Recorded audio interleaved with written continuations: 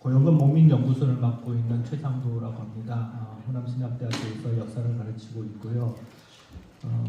부족한 놈이 연구소를 맡아 있지만 여러분들의 도움이 없이는 이 연구소가 그 원래의 의미를 새겨나가는데 너무나 부족합니다. 여러분들께서 끊임없이 기도해 주시고 여러분들께서 기억하시고 또 언제나 후원해 주시면 감사하겠습니다. 목민연구소는 2010년부터 조직이 되었고 오늘에 이르게 되었습니다. 14년 동안 여러 가지 많은 일들을 진행해 오면서 한 땀 한 땀 말 그대로 고 목사님이 걸어가신 그 길을 추적하고 또 개발하고 우리들에게 주는 교훈이 무엇인가를 생각하며 이 자리까지 와 있습니다. 그리고 오늘 마침내 제3회 고용과 학술 세미나 및 제4회 목민산 시상식을 거행하게 되었습니다. 세미나는 여러분들이 잘 아시다시피 학술적인 것인데요. 굳이 학문적인 것이기 때문에 학자들만의 영역은 아니라고 생각을 합니다. 목민, 애민, 미민의 고용근 목사님의 정신과 사상을 연구하여 이 정신과 사상이 신학화되어 우리에게 어떤 의미를 주고 우리가 가야 할 바를 바르게 보여주는 모습으로 재발견하고자 하는 것이 세미나의 목적입니다.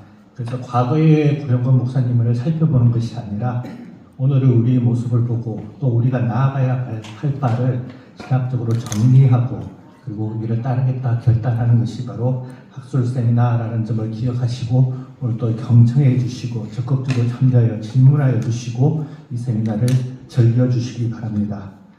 목민시상식은 2부에 거행이 되는데요. 목민시상식은 고용근 목사님의 정신을 현장에서 실현하신 분들을 기억하며 우리 또한 후배로서 그 길을 가고자 하는 목적으로 지정이 되어 있습니다.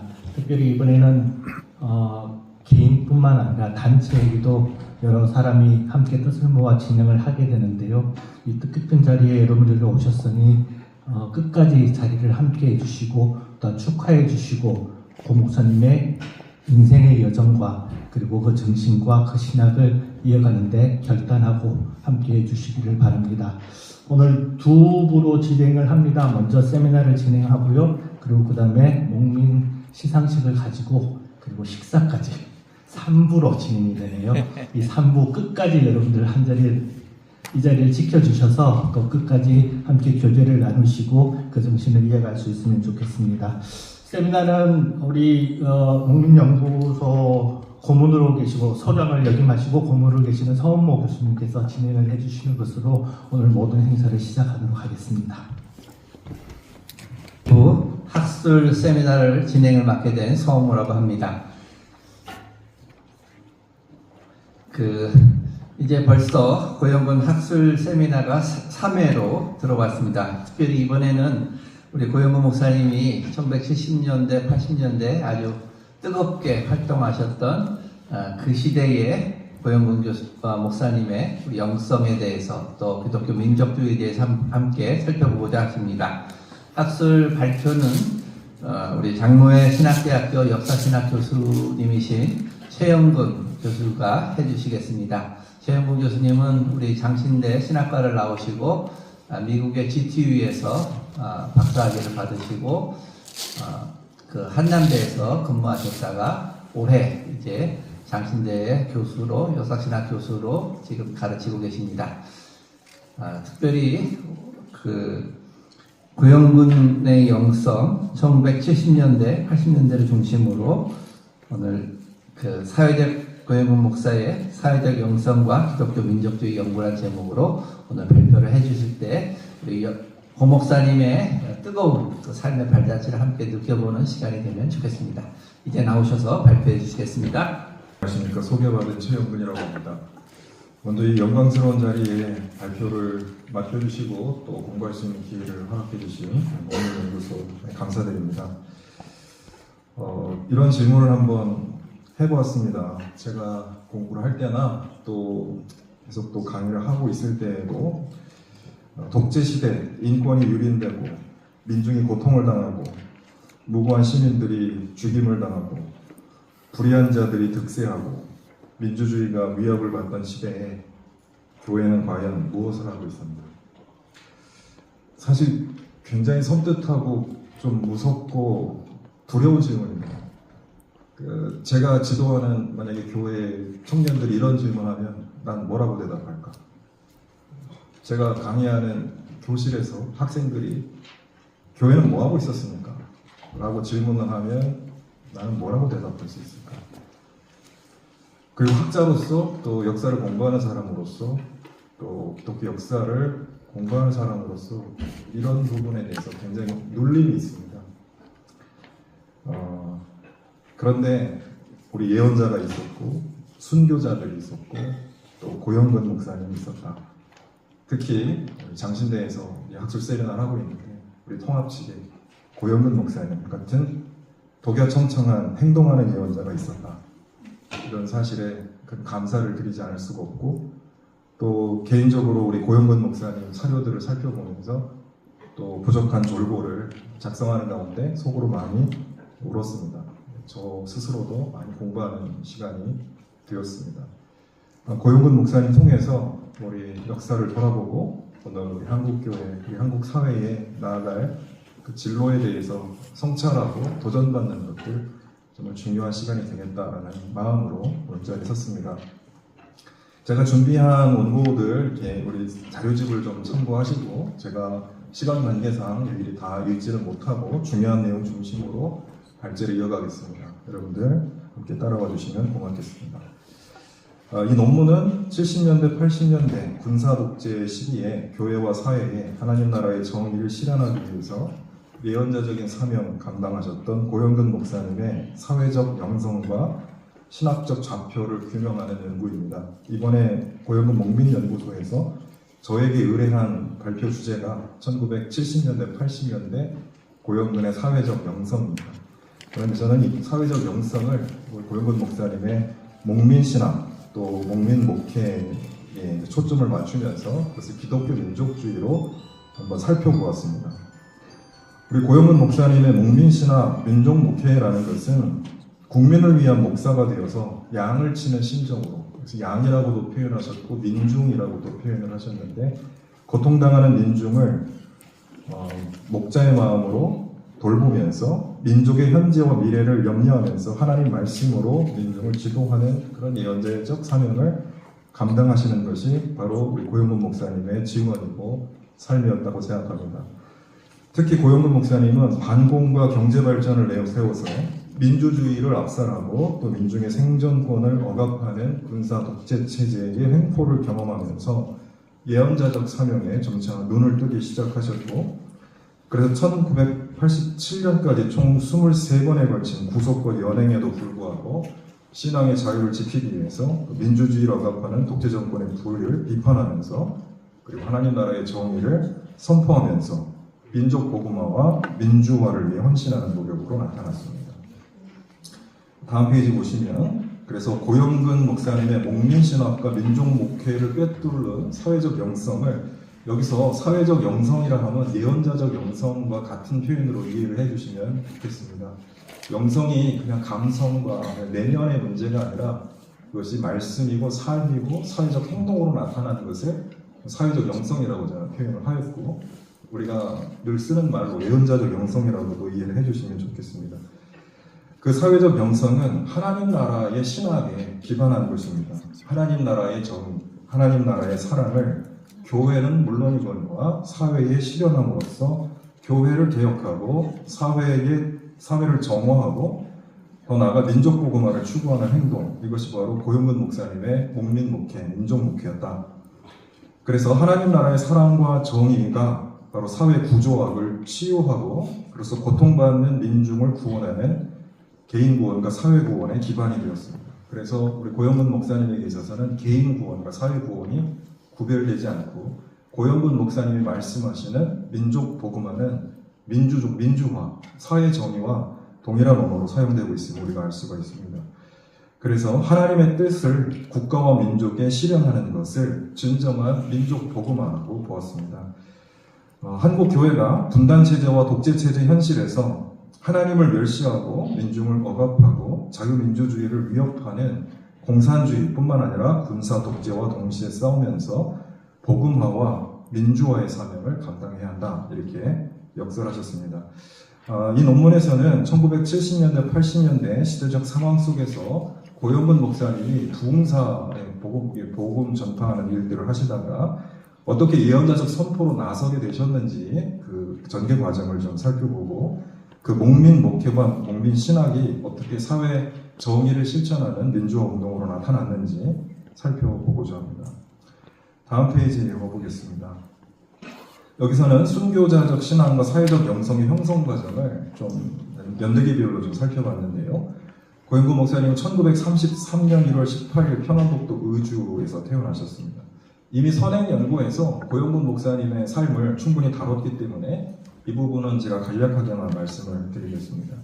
그런데 일제 강점기 치하에서 중단교회 야학을 다니면서 기독교를 알게 되었는데, 그러니까 야학이 기독교를 만나는 소통의 통로가 되었다는 것이죠. 그런데 여기에서 고영근 목사님은 나라와 민족을 알게 되었고 기독교를 알게 되었다, 이렇게 고백을 하셨습니다. 그러고 보건대 기독교를 통해서 민족을 발견했다, 이렇게 볼 수 있습니다. 그래서 신앙과 민족이 깊숙하게 연결되어 있음을 알 수 있습니다. 해방 이후에는 북한 지역에 계셨기 때문에 북한 지역에 들어온 소련군과 공산당의 탄압을 위해서 고영근 목사님은 그 아래서 일제 때 신사참배 강요에도 끝까지 신앙을 지킨 추록 성도들, 이기선 목사님과 같은 추록 성도들의 영향을 받으면서 순교적 신앙을 심화시키셨고, 이분들로부터 기독교는 고난과 십자가의 종교라는 사실을 알고 고난의 십자가를 지고 주님의 뒤를 뒤따라야 한다는 가르침을 받으면서 순교자가 되기를 열망했다라고 말씀하셨습니다. 공산당의 기독교 탄압을 통해서 이 기독교의 반공 의식이 더 강화되었는데요. 그 7페이지 마지막 단락들 보시면 공산당이 기독교를 탄압하는 실상들을 경험하게 되었습니다. 기독교 목사와 장로 평신도까지 모조리 학살하고 성경 찬송 모아서 불살라버리고 기독교는 지하로 들어가는 공산체제 현실을 경험하게 되면서 교회가 없는 사회는 지옥과 같은 세계다 라는 의식을 갖게 되었고, 즉 뿌리 깊은 반공 의식을 내면화하게 됩니다. 다음 페이지 가보시면요. 그래서 고영근 목사님은 신앙의 자유와 전도의 사명을 위해서 월남을 결심하시고 월남하는 방법으로 인민군에 자원 입대해서 전방에서 귀순하는 것을 유일한 방법으로 생각하셨습니다. 1951년 6월 14일에 인민군에 입대하였고 10월 22일에 강원도 양구에서 탈출하여서 귀순하셨습니다. 그러나 귀순했지만 미군의 인계가 되어서 포로 수용소 생활을 하게 됩니다. 부산, 거제, 논산 포로 수용소를 거치면서요. 그런데 여기서 또 공산주의자들의 폭동과 폭력을 경험하면서 반공의식이 더욱 한층 강화되었고, 포로 수용소 시절 성경을 연구하며 전도활동에 매진했습니다. 먼저 반공 포로들을 대상으로 전도활동을 하였고요. 이후로 이 전도활동을 이어나가시게 됩니다. 다음 페이지 보시겠습니다. 그래서 반공 포로들과 함께 논산 수용소에 분리 수용되셨다가 종전 후에 1954년, 휴전 후에 1954년 1월 20일에 석방되셨습니다. 근데 한국 정부는 이 반공 포로들을 석방함과 동시에 한국군 입대를 요구했습니다. 그래서 이 고영근 목사님은 기본적으로 대한민국에 대한 양가 감정이 있었던 걸로 보여집니다. 첫 번째는 공산주의와 맞서서 자유민주주의를 수호하고 하나님의 정의를 실현해야 할 정의로운 국가라는 긍정적인 그런 국가관과, 다른 한편으로는 반공주의와 경제개발을 내세워서 정권 유지를 위해 민주주의와 민중의 생존권을 억압하는 불의한 정권에 대한 그런 비판적인 의식이죠. 그래서 전자를 위해서 후자와 투쟁하며 사회정의와 민주화를 실현하는 행동이 고영근 목사님의 70년대, 80년대 예언자적 목회와 실천의 핵심이다라고 저는 보았습니다. 2장을 보시겠습니다. 어떻게 그러면 민족 목회를 결단하게 되는가? 고영근 목사님은 북한에서는 박해받는 기독교인이었고 대한민국에서는 반공포로로서 차별과 고난을 받으셨습니다. 그러면서 조국과 민족을 초토화시킨 한국전쟁의 피해 당사자로서 고통당하는 민중과 민족의 아픔에 동일시하셨습니다. 여기서 고영근 목사님이 말하는 민중은 민족이고 민족은 곧 민중입니다. 여기서 민족이 국가나 인종을 상징하는 것이 아니고요. 고영근 목사님 철저하게 민족을 민중으로 이해하셨다는 개념을 말씀드리고 싶습니다. 1955년 6월 25일 기도문을 보면 6.25를 이제 기념하면서 삼천리 방방곡곡 중한 상처를 당하였고 3천만 내 동포가 사망의 골짜기에 슬피 헤매나이다. 사랑하는 어머니 자식들이 산 골짜기에 쓰러지니 장사해 줄 자가 없고 들짐승과 새애들이 시체를 먹나이다. 오 주여 누구에게 이와 같은 애로를 호소하리까? 라는 애절한 절규로 합니다. 그래서 다음 페이지 보시면 이 몸이 파열 희생될 때까지 충성을 아끼지 않게 하옵소서. 양떼가 굶으면 나도 같이 굶고 양떼가 울면 나도 같이 울면서 내 사랑하는 주님의 교역에 필히 성공케 하여 주소서라고 민족 목회를 결단하게 되십니다. 그래서 전역 후에 그 대전신학교 야간과정에서 공부하는 목회자의 길을 걷기 시작하셨고요.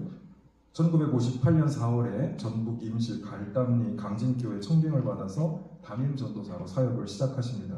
경제적으로 궁핍하고 또 좌우 대립으로 상처가 깊은 곳이었고 교육 수준도 낮은 농촌 마을이었는데 갈담리 300세대 1600명의 주민 이름을 외우며 완전히 신자화하려고 결단했습니다. 이것만 보더라도 그냥 교회 목회가 아니라 지역사회 목회를 행동하셨던 걸로 보입니다. 이러한 지역교회 목회가 지역사회 목회가 민족 목회로 확장되는 것으로 우리가 이해하고 있습니다. 1960년 4월에는 백운 성결교회, 대전에 있는 백운 성결교회 청빙을 받으셨는데 장로교 전도사로서 성결교회에 부임을 하시게 됩니다. 그래서 여기서도 마찬가지로 목회 방향을 지역사회 복음화로 두고 지역사회를 도맡아서 교회가 섬기는 그런 봉사활동을 목회로 하시게 됩니다. 이러한 목회적 실천을 통해서 고영근 목사님의 목민 목회가 형성되었고 목회 영역과 관심이 교회를 넘어서 지역사회를 넘어 민족 전체로 확장되어 나가셨습니다. 11페이지 마지막 단락 보겠습니다. 대전에서 사역하는 동안 서울로 2년 동안 통학하면서 서울신학대학교에서 신학 수업을 마치셨고 1963년 2월에 졸업하시고 66년 5월 5일에 기독교 성결교 총회에서 목사안수를 받았습니다. 성결교 목사님으로 목사안수를 받으셨습니다. 그리고 성결교 총회 전도부 주체로 삼각산 기도원을 중심으로 산상 부흥회를 개최하면서 전국적인 이제 부흥사로 활동하기 시작을 하셨는데요. 이 부흥회가 계기가 돼서 1969년 4월 27일에 서울의 부가현 장로교회 청빙을 받으시게 되어서 다시 장로교로 복귀를 하시게 됩니다. 장로의 신학대학에서 청목 과정을 마치고 우리 장로교로 복귀를 하셨습니다. 이제 본격적으로 1970년대 또 80년대 예언자적 사명과 실천에 대해서 한번 살펴보겠습니다. 목사님이 이제 부가현 교회에 부임을 하셔서 이제 전국에서 쇠대하는 이제 부흥의 요청을 받으셨고 사회 정의를 부르짖는 그런 예언자적 사명을 감당하는 것이 교회 목회에 맞지 않고 교인들에게 부담이 된다, 미안하다라는 생각을 가지시고 다음 페이지입니다. 1971년 3월 15일 교회를 사임하시고 총회 전도 목사로 부임을 하셨습니다. 이때부터는 부흥회와 문서 선교를 통해 한국교회와 민족을 하나님 말씀으로 각성시키고 민족의식을 고취하기 위하여 노력하셨습니다. 고영근 목사님은 1954년부터 부흥회를 인도하기 시작을 하셨는데요. 11페이지 두 번째 패러그래프입니다. 1960년대 말부터는 부흥의 내용에 좀 변화가 생기기 시작했습니다. 목사님 말씀에 따르면 1967년부터 조금씩 역사의식을 강조하기 시작했고 1974년부터는 강력하게 정치학, 경제학 등을 비롯한 그 사회 구조 불의에 저항하고 항거하면서 교계의 갱신, 교회개혁이죠. 그리고 사회 정의를 부르짖기 시작하면서 예언자적 부흥회를 시작하셨다라고 말씀합니다. 이렇게 변화된 계기가 결정적으로는 1972년 바로 유신체제로 인한 민주주의에 대한 위기의식이었던 걸로 보이고 유신체제에는 대통령의 절대적 권한을 강조하는 그 사상적 기반이 유교적 충효 사상을 앞세워서 대통령의 권력을 절대화하는 우상화된 국가주의에 대한 저항의식이 발동했던 것으로 보입니다. 그래서 고영근 목사님의 신앙적 관점에서 봤을 때 김일성의 주체사상, 박정희 유신체제는 일제 천황제 파시즘 체제와 형식적으로 동일했다라는 것이죠. 그래서 신사참배 강요와 공산정권의 기독교 박해에 저항했던 순교자 정신을 잇는 고영근 목사님은 박정희 유신체제를 비판을 했습니다. 신앙적 차원에서 국민을 억압하고 민주주의를 위협하는 독재체제는 물론 국가와 민족을 일치시키고, 아까 고영건 목사님 민족을 민중과 동일시한다고 보셨죠. 그런데 이 유신체제는 국가와 민족, 정권과 민족을 일치시키고 권력자에 대한 충성을 강요하는 그런 우상화된 파시즘 체제에 이 하나님 나라의 정의가 역행한다고 믿었기 때문에 항거하지 않을 수가 없었습니다. 그래서 그것은 정치 문제가 아니라 신앙 양심의 문제였다, 이렇게 봅니다. 결국 1975년 이후로는 부흥사협회에 참여하지 않았고, 고영건 목사님은 예언자적 부흥회로 전환해서 개인의 죄악은 물론이거니와 교회와 사회의 죄악을 회개하고 개인의 복음화 이런 뿐만 아니라 정치 복음화, 경제 복음화, 문화 복음화, 사회 복음화를 성취해서 하나님의 정의를 실현하는 입체적 복음화를 부르짖으셨습니다. 그래서 이 예언자적 부흥회에는 고영건 목사님의 사회적 영성이 발현되어서 목민선교로 표출되는 목판이 되었고, 복음이 교회 안에 머물지 않고 교회를 넘어서 사회와 민족과 세계로 확장되는 발판이 되었다고 봅니다. 그래서 고영건 목사님의 사회적 영성에는 신앙과 애국심, 신앙과 민족이 만나서 기독교 민족주의로 표출되었는데, 그것은 부흥회와 사회정의가 구분되지 않는, 복음화와 민주화가 구별되지 않는 그러한 신앙적 행동으로 나타났다고 봅니다. 저는 여기서 고영건 목사님의 기독교 민족주의를 유기체적 민족주의나 배타적 종족주의 유형이 아니다라고 보았습니다.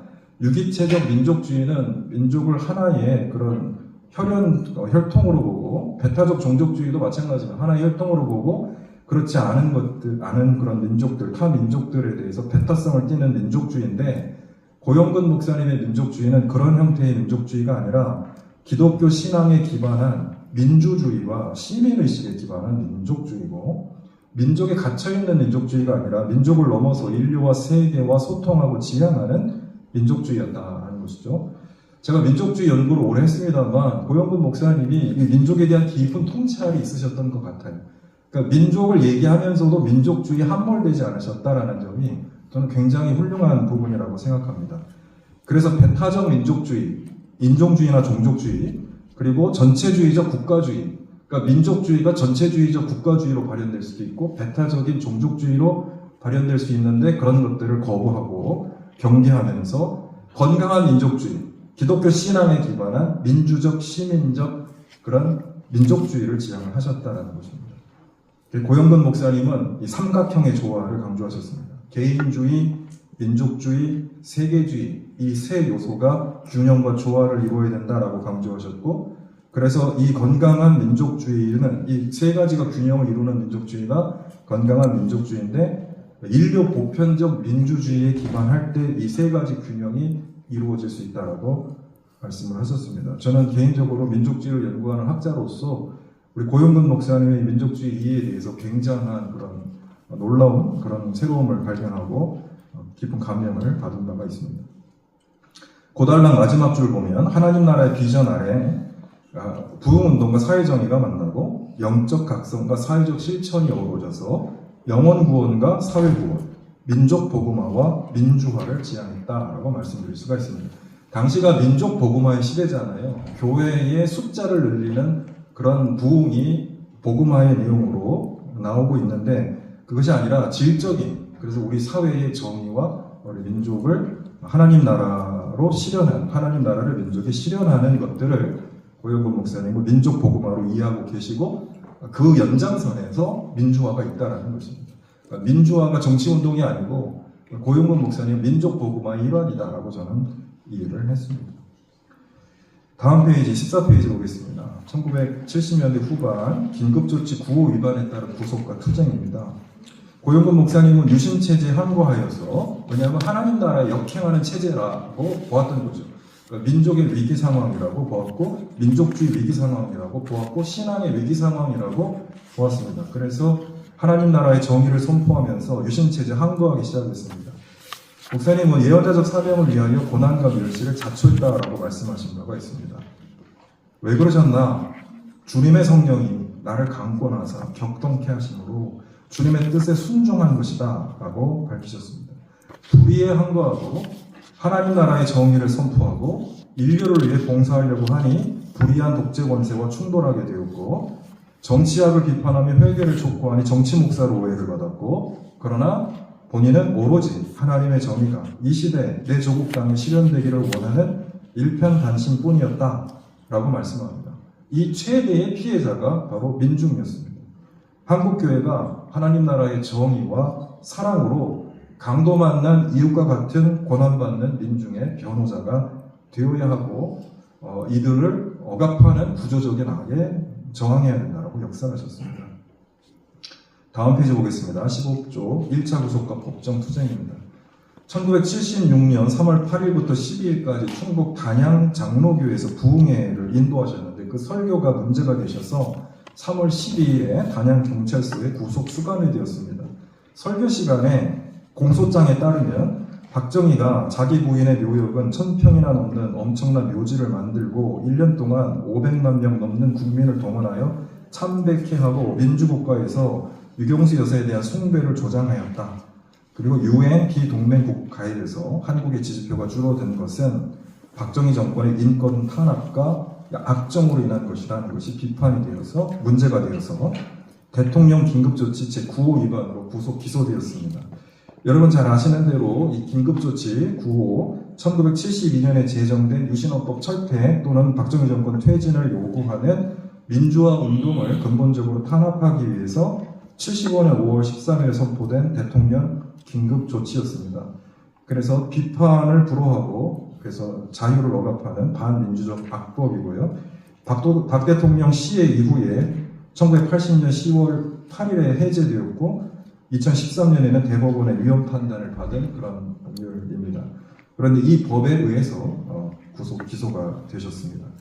1976년 4월 20일부터 청주지법 충주지원 심리 시작으로 총 12회에 걸쳐 재판이 진행이 되었습니다. 그런데 고영문 목사님은 이 재판을 이 불의에 저항하는 투쟁의장으로 삼으셨습니다. 법정 투쟁을 하시는 거죠. 16쪽 중간 패러그랩 정도 보시면 57번 각주 이후 문단입니다. 목사님이 재판장에서 이제 변론을 하면서 투쟁을 할 때 서울과 지방에서 많은 성도들이 방청하면서 성원을 하셨고, 고영근 목사님은 반론의 기회를 활용해서 유신헌법을 비판하고 긴급조치 불법성과 정권의 인권 탄압을 지적하면서 자신의 설교 내용이 유언비어와 왜곡이라는 검찰의 기소를 반박했습니다. 그러면서 대통령 긴급조치법이 발동된 이래로 수많은 애국 인사들과 많은 인사들이 고문당하고 투옥당하고 심지어 목사 신부까지도 구속하기를 서슴지 않으니 어찌 자유와 인권이 보장된 나라를 할 수 있겠나라고 비판하셨습니다. 1심에서 징역 7년을 선고받으셨습니다. 고등법원 2심 재판에서 이 강력한 변론에 밀려서 검사 측이 공소장을 변경을 해서 징역 2년과 자격정지 2년으로 감형이 되었습니다. 그런데 고영문 목사님은 여기서 그치지 아니하고 대법원에 상고 이유서를 제출하면서 법정 투쟁을 계속 이어나가셨습니다. 17쪽입니다. 17쪽 그 인용 문장을 보시면 그 상고 이유서에서 이렇게 말씀하셨어요. 3차례에 걸친 헌법 개원, 9차례에 걸친 긴급조치 발동, 국회의 변칙적 운영, 사법권의 침해, 여러 차례에 걸친 학원 사태, 언론 탄압, 목사까지 고문하는 인권 탄압, 이런 것들이 이 정권의 문제라는 것이죠. 그래서 1977년 2월 22일 선고 공판에서 이 대법원이 아주 이례적으로 원심을 파기하고 무죄 취지로 서울 고등법원에 환송을 했습니다. 대법원은 피고인의 언사가 사실을 왜곡했다라는 점을 인정한 증거를 찾아볼 수 없다라고 판결 이유를 들었습니다. 고영근 목사님의 정권 비판이 왜곡이나 유언비어가 아니라는 사실을 대법원이 판결로 확인한 사실이라서 국내외적으로 커다랗게 이슈가 되었던 것이고, 정권에 대한 비판을 긴급조치로 통제하려고 했던 정권의 시도를 뒤엎은 판결이었다고 봅니다. 그런데 파기 환송심에서 이 고등법원은 원심을 파기하면서도 개인 숭배를 조장한다는 듯한 말은 왜곡하여 전파한 것이다 라는 이유로 무죄 취지, 대법원의 무죄 취지 판결과는 달리 징역 1년 6개월을 선고하게 됩니다. 고영근 목사님은 최후 진술에서 목사가 설교한 문제에 대하여 유죄 판결을 한다면 대한민국 역사의 오점이 될 것이다 라고 직격을 하셨습니다. 그러나 1년 6개월을 선고하고, 그런데 형기가 얼마 남지 않았기 때문에 재상고를 포기하고 그냥 형이 확정되었고 1977년 7월 17일에 병보석으로 석방되셨습니다. 1차 구속을 겪으면서 고영근 목사님은 이 사회 구조학에 대한 그런 비판의식이 더욱 높아졌고, 이 불의한 사회의 근원적인 뿌리가 바로 군사 독재 체제에 있다라고 판단하면서 독재 정권에 대한 항고와 자유민주주의 실현을 위한 예언자적 행보를 더 강력하게 이어나가셨습니다. 다음 페이지 보겠습니다. 2차 구속과 법정 투쟁입니다. 고영근 목사님의 예언자적 선포는 1976년 3월 1일 명동성당에서 신구교가 공동으로 진행한 합동기도회에서 주창된 3.1 민주선언과 매를 같이 하고 있다라고 봅니다. 이 3.1 민주선언 중요한 그런 선언입니다. 개신교 목회자와 지식인, 카톨릭 성직자와 지식인, 문인과 언론인들이 이 독재 체제의 문제점을 지적을 한 것인데요. 그래서 이 모든 권력이 국민으로부터 나온다는 당연한 민주주의 원칙을 근원적으로 붕괴시키고 절대 왕권보다 더 강한 1인 독재 정권이 국민의 권리를 박탈하고 있다는 사실을 지적했습니다. 고영근 목사님은 바로 이 3.1 민주선언과 같은 맥락에서 정권 비판을 이어가셨다고 봅니다. 19쪽입니다. 그래서 고영근 목사님은 1977년 당시 선교 100주년을 앞두고 설교 전략을 수립하면서 입체적 복음화를 강조하셨는데, 아까 말씀드린 대로 여기서 말하는 입체적 복음화는 사회 정의와 민주화를 복음화와 연결시킨 것이고, 복음화의 사회적 정치적 확장이 고영근 목사님에게는 민주화였습니다.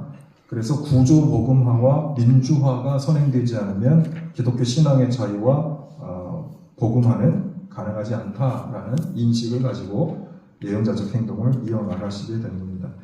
시간이 얼마 남지 않았기 때문에 좀 더 이어나가겠습니다. 빠르게 가겠습니다. 1977년 11월 21일에도 강진교회에서 부흥회를 인도하던 중에 농민 기도회 설교를 하셨다가 이 역시 설교에 문제가 있어서 또 기소가 되셨습니다. 그래서 이때 이제 공소장에 따르면 역시 동일합니다. 박정희 정권의 인권 탄압, 영부 집권을 위한 학정, 5.16 이후의 3번의 개헌, 악명 높은 유신 헌법, 이런 비판들을 하셨고, 정치자금 마련에 의한 부정 부패, 농민과 노동자들의 비참한 현실, 이런 비판을 하셨는데 기도회 설교에서요, 대한민국 헌법을 비방하고 사실을 왜곡하여 전파한다는 혐의로 기소가 되셨습니다. 이때 이후로 장청을 중심으로 목사님 석방 기도회가 벌어지게 되고 교회의 그런 연대가 이루어졌는데요. 성직자가 강단에서 선포하는 설교는 하나님의 뜻을 대변하는 것이므로 여하한 세상의 법에 의해서 제약되거나 침해되어서는 안 되고, 고영근 목사님의 구속 사건은 명백한 선교의 자유에 대한 침해라고 규정을 하셨습니다. 이 여간에 임명진 목사님도 그 청주 도시산업선교회에서 주최한 농민 위한 기도회에서 설교를 하셨다가 이 미가서 2장 1절, 7장 3절을 인용을 하셨는데, 검찰이 구속 기소를 하면서 기소장에 미가서 1장 1절과 7장 3절을 범죄 사실로 기재를 한 거예요. 그러니까 하나님 말씀이 기소가 되는 웃지 못할 일이 일어난 거가 됩니다. 하나님 말씀을 공소장에 범죄 사실로 기재를 한 것이죠. 그래서 당시에 고영근 목사님, 임명진 목사님이 통합진 목사님이셨기 때문에 교단 총회장이셨던 임택진 목사님이 대통령 박정희에게 진정서를 발송하게 됩니다. 그러면서 이 긴급조치 9호 위반으로 구속이 됐는데, 하나님의 말씀을 대통령 긴급조치 제9호 위반된다는 것으로 기소장의 대부분을 차지했다라는 것들이 우리의 경악을 금치 못하는 사건이었다라고 지적을 하게 됩니다. 제가 이제 선고 과정 길게 좀 썼는데요. 시간 관계상 제가 이 부분을 다 말씀을 못 드리겠고, 여러분들 제가 쓴 그 논문을 좀 읽으시면서 어떤 그 법정 그 진술들과 공방들이 오갔는지 살펴보시면 좋겠습니다. 1심, 2심, 그 다음 대법원을 거쳐서 결국 징역 6년 그렇게 형을 확정받으셨는데요. 특히 거기 22쪽을 보시면 마지막 패러그래프에 1978년 8월 32일에 작성한 상고 이유서를 보면은 박정희 정권의 죄 목록을 17가지나 나열하고 계십니다. 그래서 직격을 하셨다. 그리고 23페이지 보면 우리나라의 모든 문제 해결은 박정희 씨의 하야에 있다라고 주장을 하셨습니다. 그러면서 하나님의 뜻인 정의를 거스르는 나라나 단체는 모든 것이 실패로 귀결될 것이다라고 강조하셨습니다. 결국 이제 형이 확정이 돼서 징역 6년을 또 수감 생활을 하셨는데 24쪽을 보시면 그런데 이미 각오한 일이었습니다. 우리나라 사법정의가 무너져 있던 상황이라서 그래서 이때 이제 감옥에서 목사님이 60일간 6차에 걸쳐서 금식 기도를 하십니다. 그래서 1979년 2월 9일부터 10월 27일까지 6차에 걸쳐 60일간 금식 기도를 하셨는데 10월 26일에 박정희 대통령이 피살되었다라는 소식을 듣고 금식을 중단하셨습니다. 그리고 79년 12월 8일로 긴급조치가 해제가 되어서 79년 12월 8일이죠. 그래서 고영건 목사님이 석방되셨습니다. 1980년대도 마찬가지입니다. 군사 독재 정권이 연장되어 있었기 때문에 그래서 전두환 정권하고도 계속 투쟁을 하셨습니다. 25쪽 보시면 임명문에 이렇게 말씀합니다. 저의 경험으로 평가한다면 이승만 독재 악의 정도가 10이라면 박정희 독재는 30이고 전두환 독재는 50이고 일제 말기 군국주의 70이고 김일성 공산 독재 악의 정도는 100이다. 이렇게 그러니까 이 모든 독재 정치들이 하나님의 정의와 하나님의 사랑에 반하는 반기독교적인 그런 체제이고 여기에 이제 목사님이 저항을 하셨다라는 것이고 그래서 독재 투쟁을 한다고 한다면 반드시 반공을 앞에 두고 같이 해야 한다는 것들을 강조를 하셨습니다. 쭉 넘어가시겠습니다. 26쪽에도 보시면 이게 이제 전두환 정권의 본격적인 투쟁이 1982년에 25쪽 마지막 패러그래프인데요. 5월 18일 날 광주 이거 2주기 추모 예배 설교를 하셨는데요. 이때 이후로 고영건 목사님이 가열차게 전두환 정권의 투쟁을 이어가십니다. 26쪽에 2주기 광주 추모 예배에서 했던 설교 내용을 제가 좀 요약을 했습니다.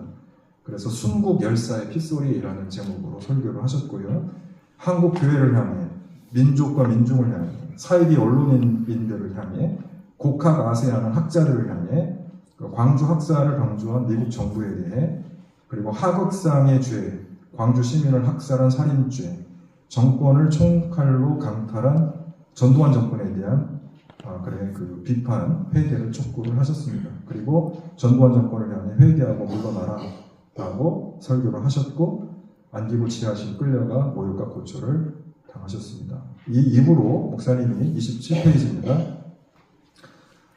이런 기도회뿐만 아니라 각종 제야단체와 연합해서 민주화 투쟁을 이어가셨습니다. 그래서 고영건 목사님에게 있어서 29페이지입니다. 밑에서 두 번째 패러그래프 기독교 신앙과 양심에 따른 설교와 기도마저 실정법으로 처벌받는 당시 상황에서 고영건 목사님은 진정한 신앙의 자유와 민족 복음화는 사회 정의와 민주화를 전제하지 않고는 이루어질 수 없다라고 인식하시고 적극적으로 민주화 운동을 이어나가셨습니다. 결론입니다. 그래서 결국엔 6.29 선언을 이끌어내는데 제야, 청년, 대학생, 민주화 운동이 큰 역할을 했다는 걸 우리가 다 알고 있는 사실이고요. 여기에 고영건 목사님의 예언자적 행동도 큰 밑거름이 됐다라고 저는 보았습니다. 결론은 인용문을 읽는 것으로 대신하겠습니다. 고영건 목사님의 사회적 영성은 아래 한국교회를 향한 외침에서 잘 드러납니다. 오늘 한국교회는 정신 차려야 합니다. 신자와 교회 숫자가 많다고 기뻐하지 마시오. 이 기쁨은 오래지 않아 통곡으로 변할지도 모릅니다.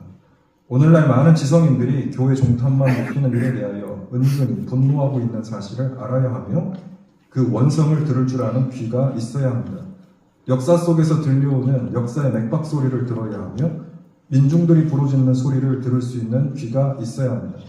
하나님의 보좌 위에 앉아 계신 그리스도를 볼 수 있는 눈도 필요하고 민중이 고난받는 모습도 발견할 수 있는 눈을 가져야 합니다.